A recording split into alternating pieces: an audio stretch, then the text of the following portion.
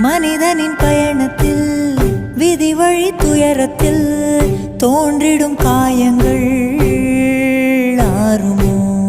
அன்பையும் பண்பையும் அறிந்திடும் ஒரு மனம் வெறுப்பிலும் சினத்திலும் வாழுமோ? வெளிச்சத்தை தரும் என்ற ஏற்றிய தீபம் ஊர் முழுவதையும் எரித்து விட்டு தீயாயானதேனோ?